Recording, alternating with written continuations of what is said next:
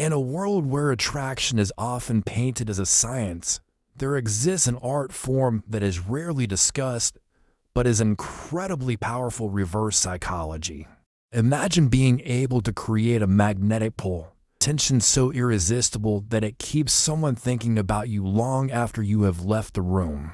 Today, I am going to take you through the hidden mechanics of reverse psychology and show you how it can build the kind of undeniable connection. Stick around, because what you are about to learn might just change how you interact with everyone forever. Let us begin with a story. Picture young Muhammad Ali, standing before the press, declaring, "I am the greatest." While it sounded like simple confidence, Ali was crafting an illusion. He was using the reverse psychology of expectation. The more he boasted, the more his opponents felt the need to disprove him. They fought harder, but he was prepared for them. Bravado built a psychological web that worked in his favor. Here is the kicker: it was not just about words. It was about timing, delivery, and understanding the human mind. Now think about how this applies to attraction. You see, tension thrives on anticipation. Let me ask you, have you ever noticed how the best movies keep you hooked? It is not the explosions or the action. It is the moments of silence, the pauses, the unanswered questions that keep you glued to your seat. That is the kind of tension reverse psychology can build between two people. When you lean in, then pull back ever so slightly, it leaves the other person wanting more. The trick is to understand when to give and when to hold back. Here is where it gets really interesting. Reverse psychology works because humans have a natural resistance to being told what to do. This is why the forbidden fruit always tastes the sweetest. For example, think about Romeo and Juliet. Their love story is iconic, not because it was perfect, but because it was forbidden. The more they were told they could not be together, the stronger their bond became. And this brings us to a critical point. If you want to build sexual tension, you must learn to play with boundaries. Here is how you can start using this technique. When you are in a conversation with someone you find attractive, instead of showering them with attention, try something counterintuitive. For instance, share an intriguing personal story, but leave out the ending. Shift the topic. Watch how their curiosity peaks. You have just planted a psychological hook. The more they wonder, the more invested they become. Here is an even more advanced method. Say something like, "I bet you could not guess my favorite travel destination." When they inevitably try, respond with a subtle smile and say, "Close, but not quite." This small moment creates an interactive push and pull dynamic that is endlessly engaging. It is not just about the words you use, it is about the emotion behind them. Do you know who mastered this technique? Marilyn Monroe. She was a genius at blending vulnerability with allure. Leaning close makes someone feel like the center of her world, and then drift away just enough to leave them longing for more. This ability to balance attention and mystery is what made her unforgettable.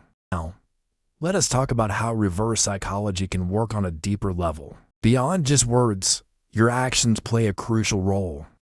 For example, James Dean was known for his rebellious persona, and that defiance became his trademark. His unpredictability was magnetic because it kept people guessing. Want to create that same magnetic pull? Try being a little less predictable in your interactions. No two things you would usually agree to, or agree to something unexpected.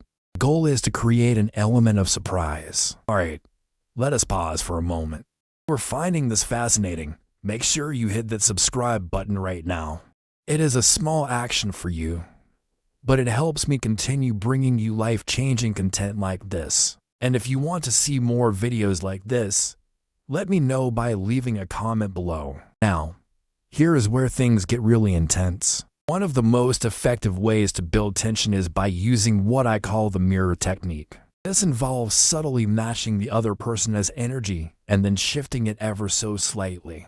Imagine someone leaning in while speaking to you.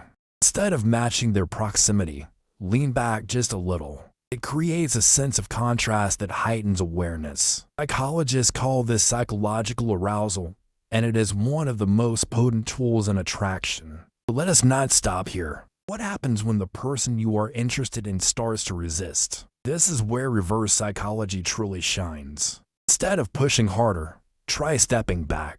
Let them come to you. For example, if they seem unsure about making plans, say, "No pressure. Let's just leave it for now." This approach not only removes the pressure, but also makes you appear confident and self-assured, qualities that are universally attractive. Before we wrap this up, let me share one final, mind-blowing example. Think about Steve Jobs. He famously created scarcity around Apple products. The less available something was, the more people wanted it. You can use the same principle in your interactions. By being slightly less accessible without being cold, you make your presence feel like a reward. Here is your takeaway. Reverse psychology is not about manipulation.